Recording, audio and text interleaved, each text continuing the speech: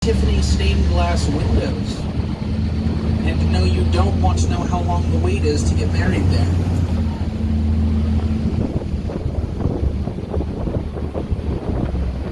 Just as the Cathedral of Learning, its architectural style is late Gothic revival. Ahead of us on the right, you'll see a tower that sort of sticks out a little bit with the architecture that's around it. A little bit later on today, we'll be able to see Belfield Presbyterian Church. It once stood on that ground. At one point, they had to move the entirety of the church brick by brick down the street. The Cathedral of Learning has always been visible. One of its nicknames, gifted to it by the local college students, is the Drunken Compass. No matter what time of night you stumble out of that frat party, you can always find your way home by its light. And here on the right, you can see the Pittsburgh Athletic Club. This is where Fred Rogers went for a swim every morning before heading on down to WQED to make Mr. Rogers' Neighborhood. And we're now approaching stop 21 for the Soldiers and Sailors Memorial Hall. If you'd like to hop off and explore this area of Oakland or see the memorial, just say, "Stop that bus." No hoppers up here, Steve. Built in 1908, this is Allegheny County's tribute to members of all the armed service branches. It's built in the Beaux Art style. Inside you'll find a banquet hall and a museum. And here on the right, Belfield Presbyterian Church, the tower we saw a few blocks back, was once a part of this church before it was moved.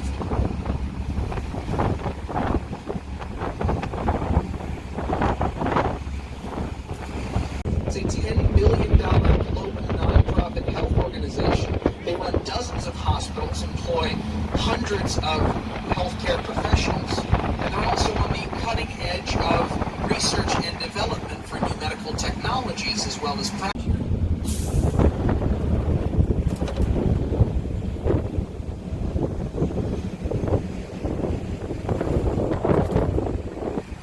Coming up on our left-hand side, you'll be able to catch an excellent view of the south side slopes and all those buildings dotted up there. Here in Pittsburgh, we have something of a habit of building on some pretty steep hillsides, to the point that we have 713 sets of public stairways here in Pittsburgh, and even a specialty position in the city government for step inspector. Some homes and businesses are only accessible via stairways, which gets a little bit tricky if you want to have mail delivered, because the United States Post Office can only deliver to you if you live on a street.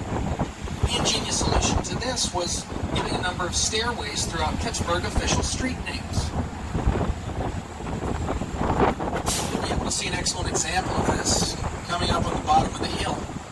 You'll see a set of stairs that runs up the side of the hill pretty steep at a 45-degree angle. If you look up to the top as we go past, you'll be able to see the street sign denoting this set of stairs as Mohawk Street. It's these stairs just here on the right. It's all fun and games until you try to get to the grocery store with your GPS and you find yourself driving up a flight of stairs. We're about to turn onto the Birmingham Bridge. This will be the windiest portion of our tour today, so please do hold on to your hats and glasses and any other belongings that might fly away. Birmingham Bridge, which was built in 1977 to replace the old Brady Street Bridge that used to run parallel to it. You'll notice it was built pretty wide. It was designed for use in a beltway that never came to fruition. So now it's just a nice traffic-free way to cross over the Monongahela River. You can see the Monongahela on our right and left. As well as being one of Pittsburgh's three primary rivers, is also the site of one of its most enduring mysteries. And that's the tale of the Ghost Bomber. The year was 1956, and it was the height of Cold War hysteria when a B-25 Mitchell bomber was attempting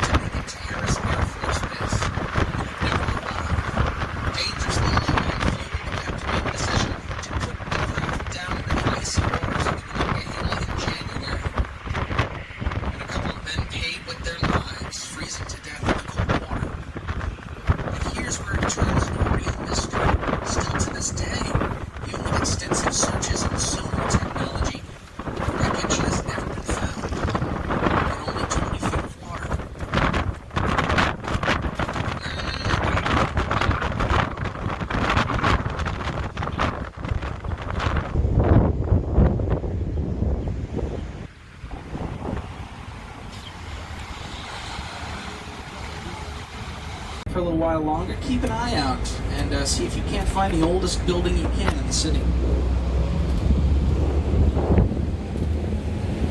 Here on the south side, we have a tremendous number of bars. One of my favorites is over on the right. It's a place called Work.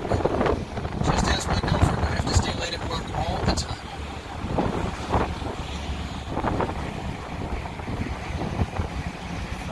Over on the left, you can see the double-wide grill. It's a restaurant built out of what used to be an old Texaco gas station. This patio is entirely dog-friendly to the point that they have a specialty menu just for your dog.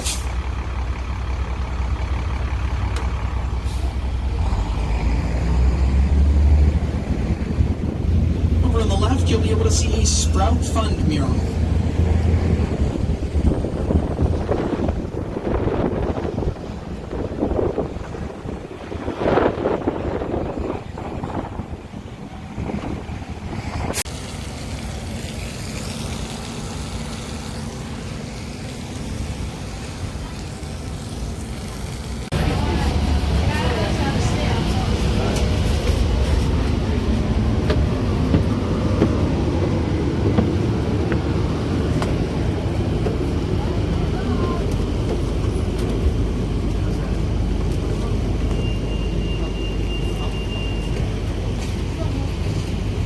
For the day. Your driver today will be Steve. Everybody say, hey, Steve. Hi, Steve. He's going to keep us moving around, keep the wind in our hair. And this big, beautiful thing is Sharon. She will be your double-decker bus. Now, just a couple of safety items before we get started here. First, please do remain seated at all times. We'll be going into some low underpasses and low-hanging streetlights today. Number 2, we do not allow smoking or vaping on the bus. And number 3, please do keep an eye after your belongings and make sure to take everything with you when you go. Our tour today, through 21 stops around the beautiful town of Pittsburgh, will take approximately 2 hours and 15 minutes. If you do want to hop off at any of our 21 stops and explore the sights of our great town, tour today.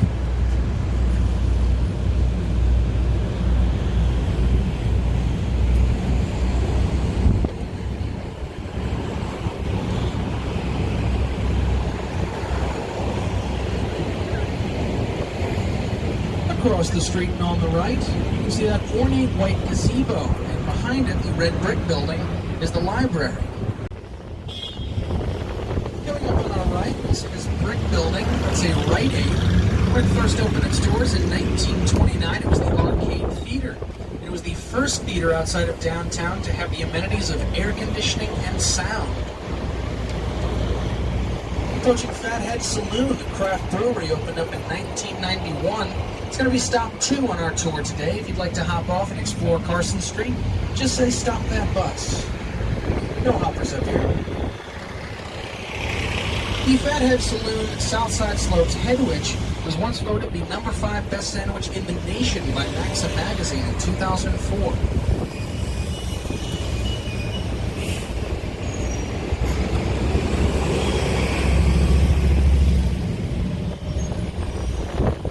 Our way through this stretch of East Carson Street, keep an eye out on these building facades and the architecture. You'll note that this area has a very distinct Victorian row house feel. That's no accident. That's what these shops and businesses once were. Multi-family homes that housed an average of 5.67 people per household. Many of them in their basement probably still have an architectural fixture throughout much of Pittsburgh called the Pittsburgh Potty. Down in the basement, you'll find a toilet with a shower head or a spigot. It was designed so that young and founder builders can clean themselves up before entering the cleaner areas of the home. This area is once noted in Ripley's Believe It or Not for having more cars actually in the block than anywhere else in the world. There's 101 to be exact. The origins of this come from the height of industry here, and movie buffs among you might recognize this as a shooting location for the 1980s film Flashdance. The famous maniac dancing scene with the bucket of water, filmed right there in Jack's Bar.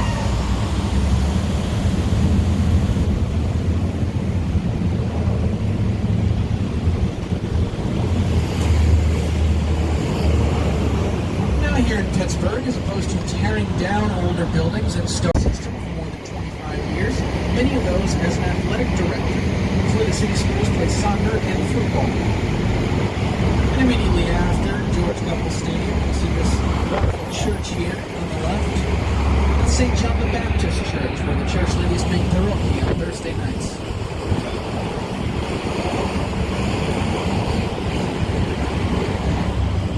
next time you...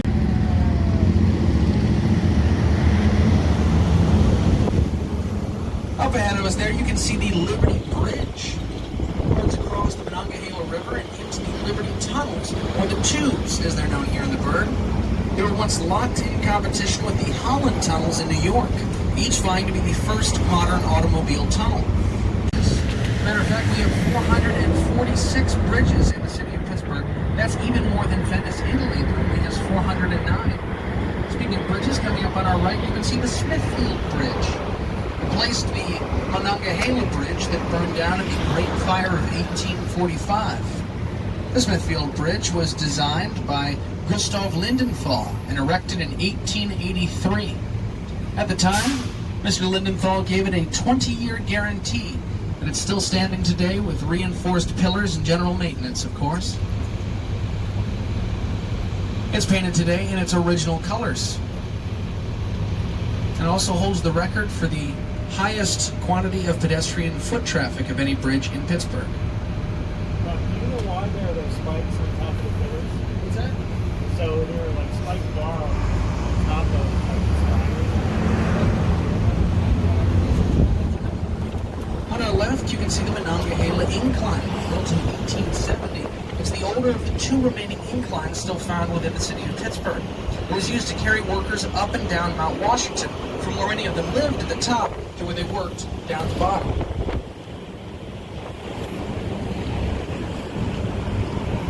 On our right, we'll be passing by Station Square. First opened in 1903 as a part of the Pittsburgh-Lake Erie rail line. After the decline of the industry after the Second World War, it was shut down and left vacant. Gulf of Mexico, through the Panama Canal, around the world in 80 days, and back in time to watch us beat the Cleveland Browns.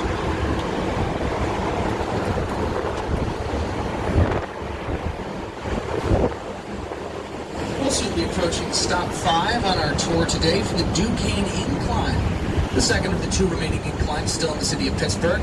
It opened up in 1877.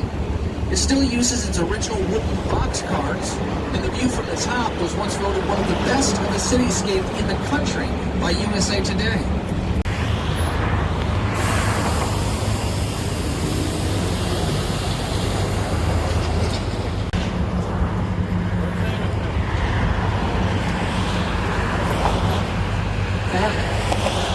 What else you live here? Is painted a very distinctive color yellow. That's called Alamon yellow. It was developed by Pittsburgh Paints. And the name Alamon comes from a mashup of our three rivers. Al for Allegheny, O for Ohio, and Mon for Monongahela.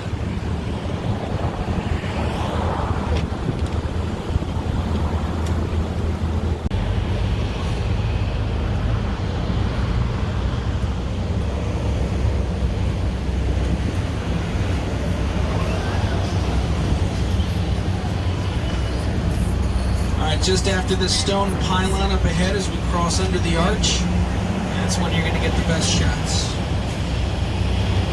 Start your engines.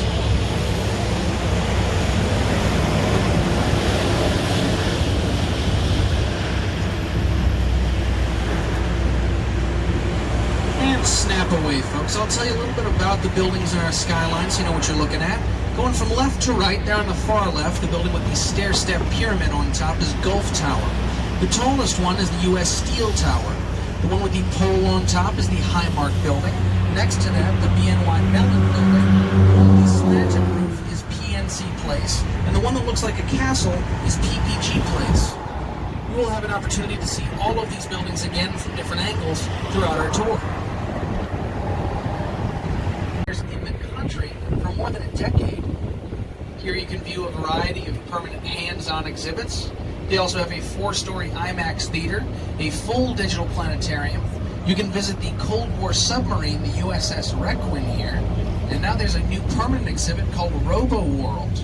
You can see if you can shoot as many free throws as a robot can.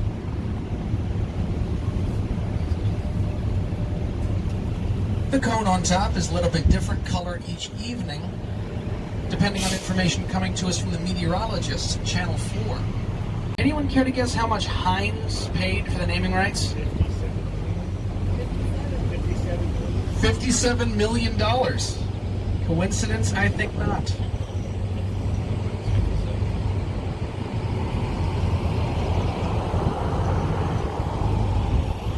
Coming up on our right-hand side here, you'll have a blink and you'll miss it attraction. As we cross past this little thicket of trees, you'll see a little stone archway here on the right. And if you glimpse through the trees and into the archway, you'll be able to see a statue of Fred Rogers. It's called A Tribute to the Children, and it depicts him putting on his shoes as he always did at the beginning of every show.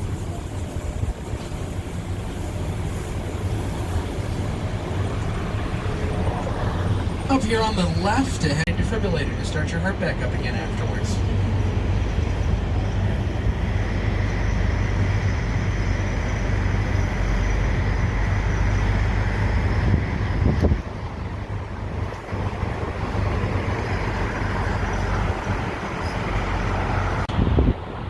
Sorry, Charlie.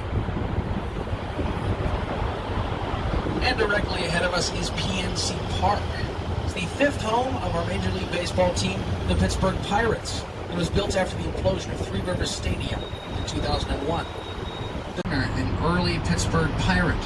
Note the children pointing up to him from the base. Mr. Wagner was something of a child advocate. In his day, so he forced the company to stop producing them after only 50 were made and distributed. This makes them something of a holy grail of baseball cards. One sold at auction in 2016 for $3.12 million.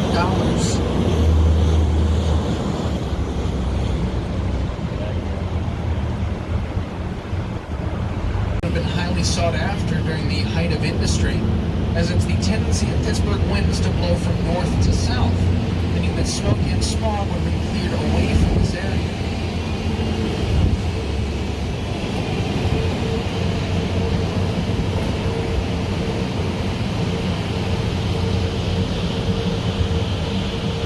Started in 1881 as a 50-bed infirmary. The building you see there was completed in 1904. It was the first hospital in the American West to have access to a helipad and air rescue services. To 1848, it was known as the Buena Vista Tract. It features a number of streets that are named after generals and battles from the Mexican-American War.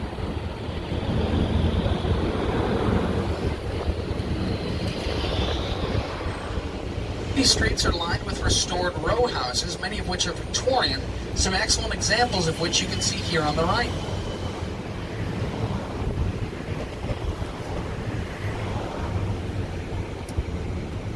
In 1852, but when it fell under hard times and was struggling, a group of local activists petitioned then-President Bill Clinton, who declared it the national aviary and saved it. Because it employs 10,000 of us. They also funded the production of 2 of the skyscrapers in our city skyline.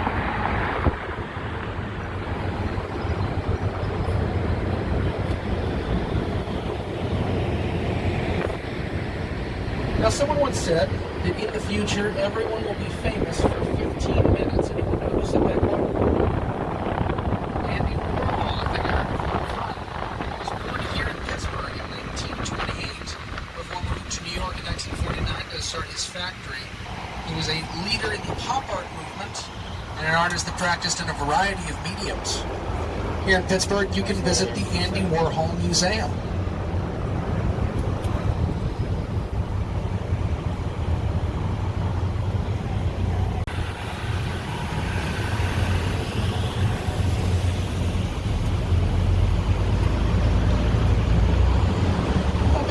You can see another bridge painted the traditional Allemande yellow. It's the 7th Street Bridge, also called the Andy Warhol Bridge. And as we pass over it, if you look to the right and to the left, you'll notice that it's one of a series of 3 bridges that look almost identical. These are called the Sisters Bridges. On the right, you can see the Roberto Clemente Bridge, named after the Pittsburgh Pirate who played for 18 seasons and had 3,000 hits under his belt before he passed away. Over on the left, the Rachel Carson Bridge, named after the environmentalist who furthered the movement with her 1962 book, Silent Spring. New York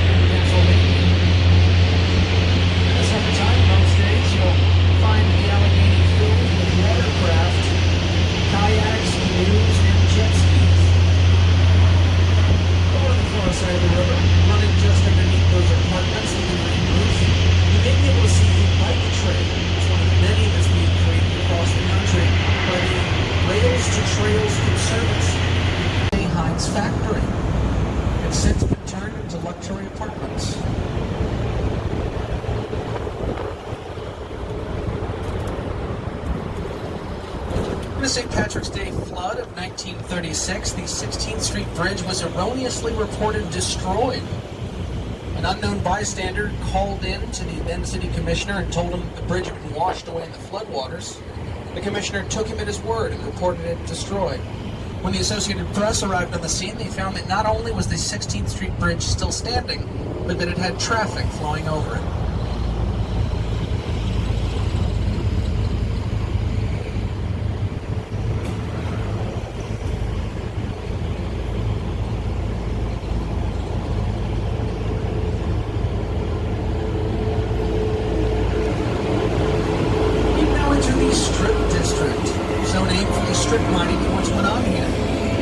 Access to transportation. It was a center for industrial development, and many titans of industry, including Andrew Carnegie, George Westinghouse, John Paul II, and it was once open 24 hours a day so that Polish immigrants could worship after their shifts at the factories. You'll note that despite its age, those domes up on top look rather shiny and new. It's because the area over to the left that's now a parking lot was once the Acme Banana Company. They were experimenting with new ways to ripen bananas ahead of the natural schedule, and with a cocktail of chemicals and some pressurizing equipment caused an explosion that rained banana shrapnel down on.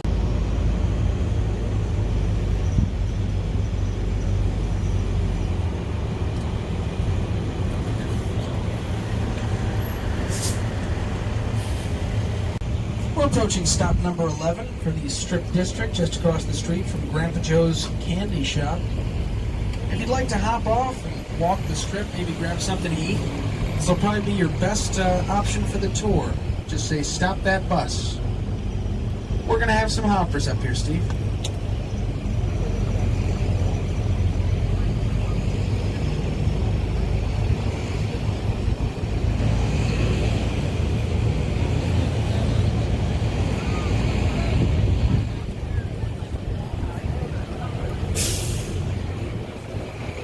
Please do wait for the bus to come to a complete stop, and then take care to use that handrail going down the stairs.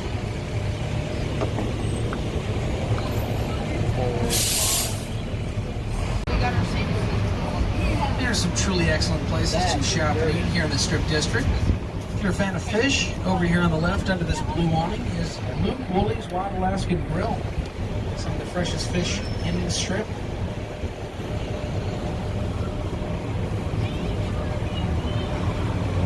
Over on the right, under this green awning, an outstanding chocolatier.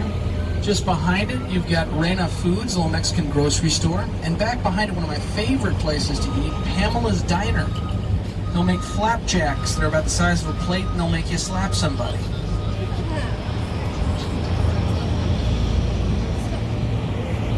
Over on the right, for those fans of diners, drive-ins, and dives, aboard you'll see DeLuca's. They boast the best breakfast in town, and they'll make you an 11-egg omelet if you're feeling particularly peckish. On our right up ahead, you'll be able to see another Sprout Fund mural, and the gentleman there in the middle with the bottle of 57 sauce is Mr. Henry Hines himself.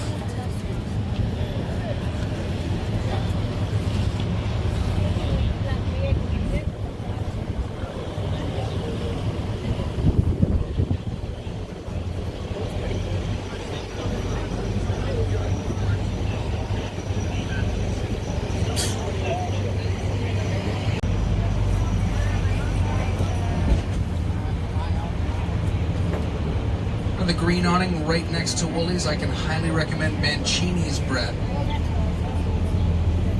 Recently voted by Pittsburgh citizens one of the best bakeries in town. The signature burger at McDonald's was developed right here in Pittsburgh.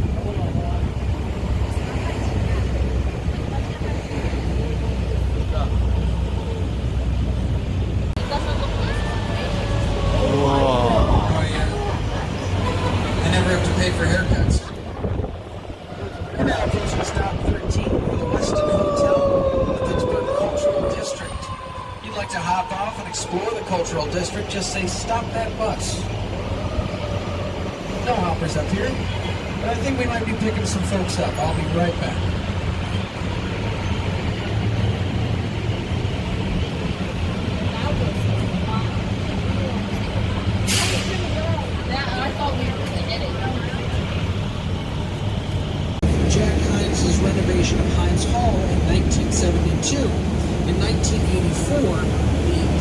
cultural trust would be established to continue his dream.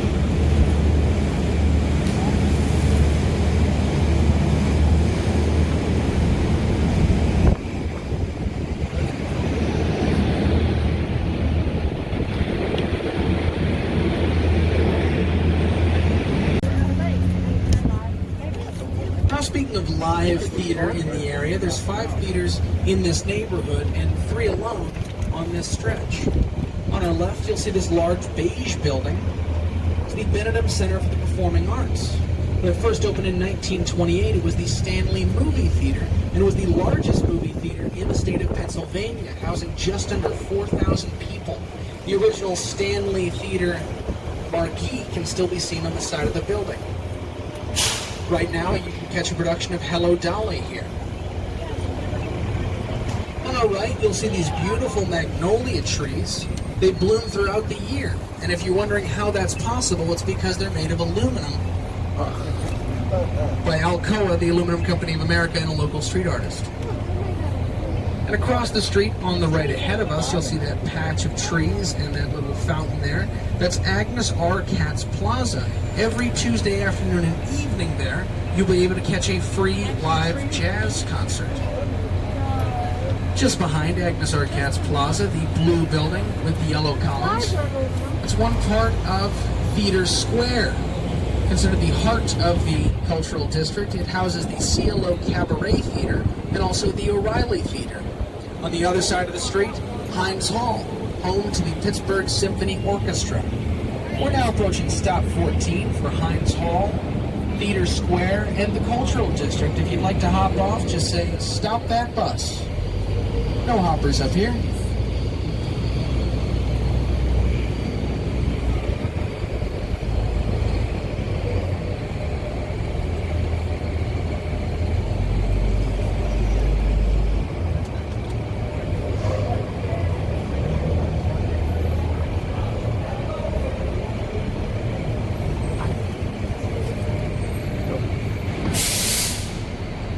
Public transit train system here in Pittsburgh was the modern adaptation of the trolleys that have been a part of Pittsburgh culture for decades.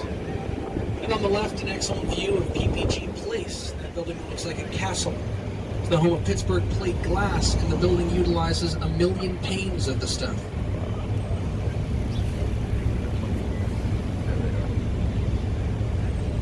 I feel sorry for those window washers. Got their work cut out for them.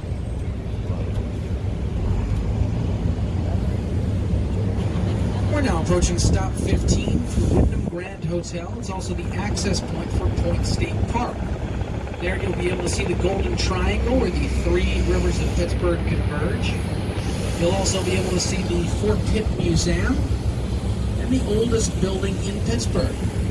If you'd like to hop off and explore the area, just say, "Stop that bus." No hoppers up here.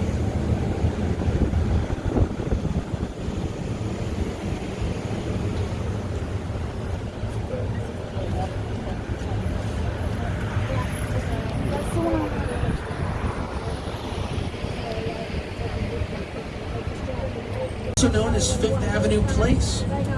While it was being constructed in the 1980s, the city council stepped in and stopped the architect in the midst of his plans, telling him that a building of his intended height, several stories higher, would never fit in with the Pittsburgh skyline.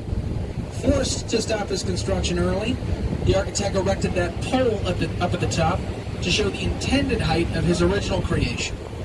I believe in the architectural community they call that throwing a hissy fit.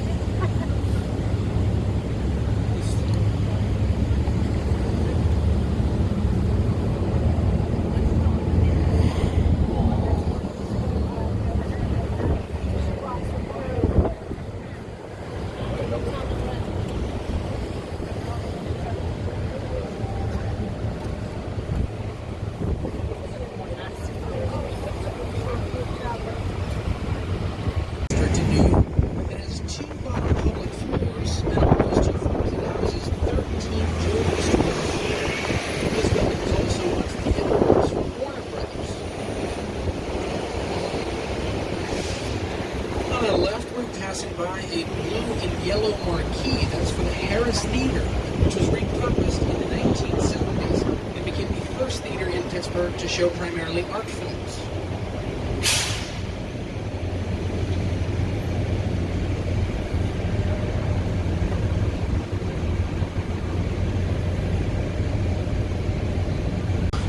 One of its most prominent features is that large rotunda you can see out front.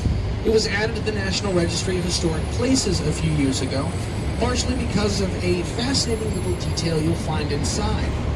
Within the rotunda, there are a series of carvings to a number of federal buildings. On our right, the Federal Reserve and the IRS headquarters, and on our left, the Post Office building.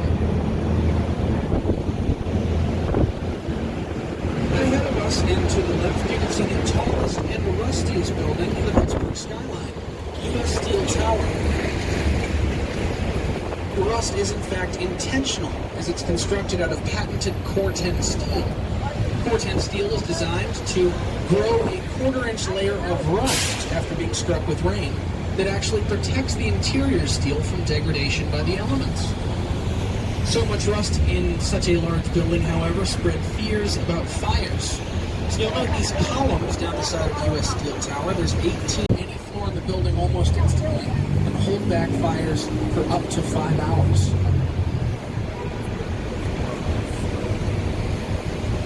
U.S. Steel Tower is 64 stories tall, and each floor is about an acre in size. That's 64 acres of office space rising straight up into the sky.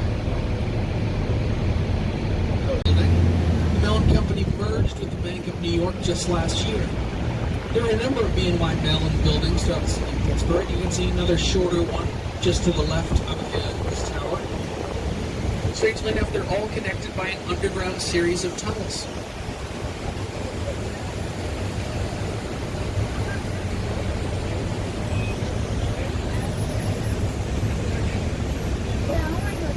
Courthouse and jail. The buildings were completed in 1888 by Henry Hobson Richardson, and it's considered his crowning achievement. It's the second most copied architectural structure in the United States. You'll note that it narrows at the top and widens at the base. It's because it's of an architectural style called Romanesque, and there is no interior steel frame to hold the building aloft. That's 100% granite stone masonry.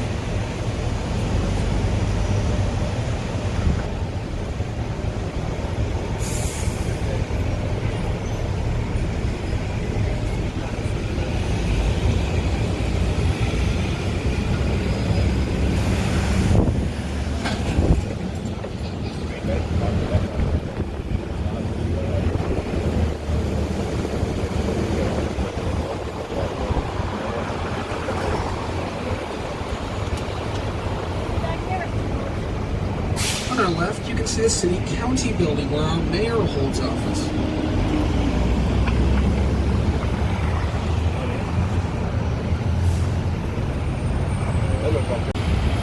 Now here on the left, you can see the Allegheny County Courthouse.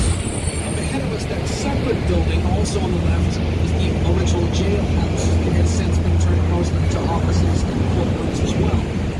One separate buildings, they're connected by a bridge that you can see here on the left. It's called the Bridge of Sighs. It's based off of a sister bridge in Venice, Italy, and it conducts the same purpose. After being sentenced in the courthouse, convicts would be walked directly across that bridge and into the jail. There are dungeons in the basement of the jailhouse, so say the first Catholic institution to achieve such a title. This since expanded greatly, as you can see, and there was a 10,000 graduate and undergraduate program, all located here in their 49-acre hilltop campus. We're now approaching stop 18 for Chatham Square at Duquesne University. If you'd like to hop off, just say, "Stop that bus." No offers.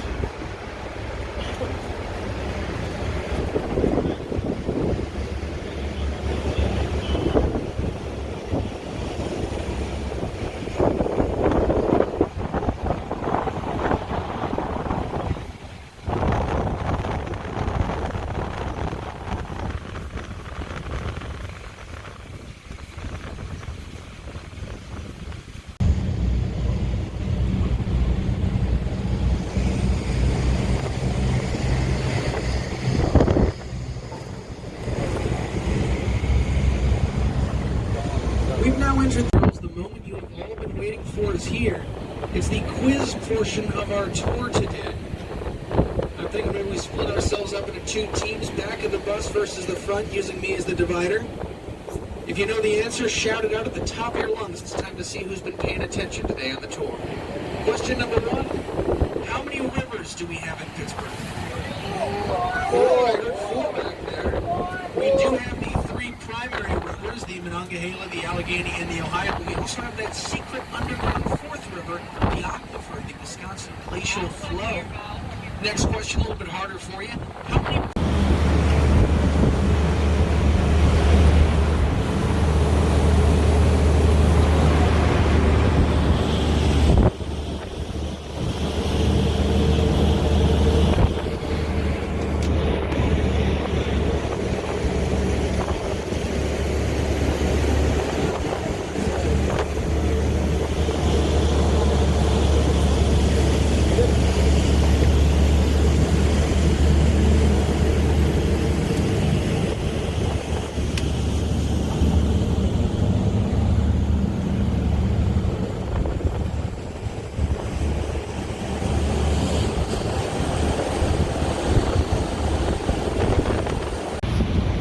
Designed by Eric Clouder, and it's owned by the University of Pittsburgh. And then you'll find a number of study rooms and also a variety of classrooms. Something definitely worth visiting if you get the chance. There are 29 nationality rooms. They're located on the second and third floor, and each one is designed and furnished to represent a different country somewhere in the world.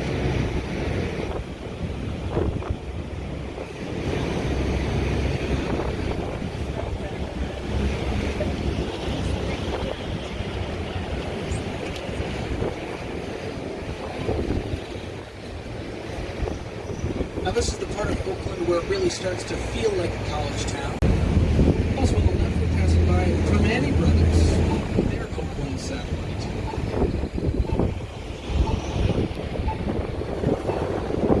And just around the corner, the original hot dog shop, lovingly referred to as the O, or the Dirty O, by the local students. We're approaching a low underpass, so reminded to remain seated. Keep your hands, arms, and other body parts inside the van. Do not stand, do not attempt to be underpass. We're all seated up here. Also watch out for these low-hanging branches here, folks.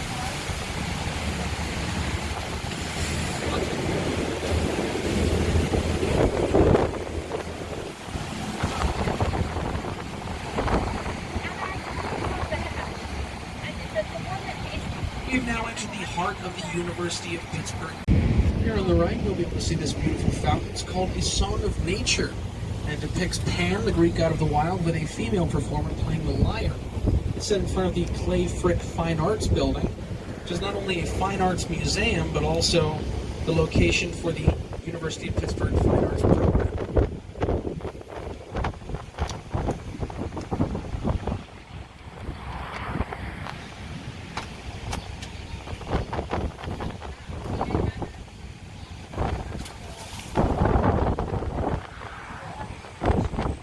Crossing into Shenley Park. We'll soon be approaching stop 19 on our tour today, the Phipps Conservatory. It dates back to the 1890s when it was gifted by Henry Phipps, a business partner of Andrew Carnegie, to the city of Pittsburgh. You'll be able to see.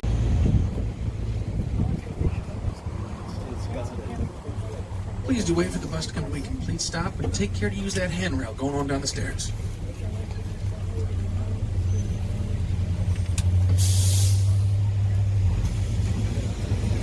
Steve, our driver, ladies and gentlemen.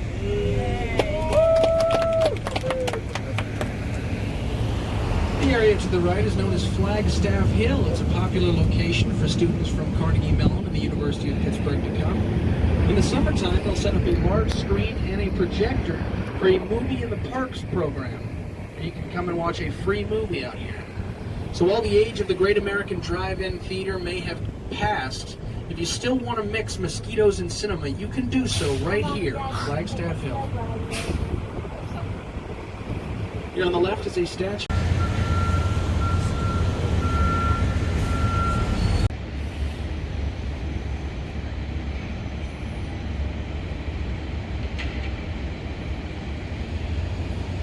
빠바바 슝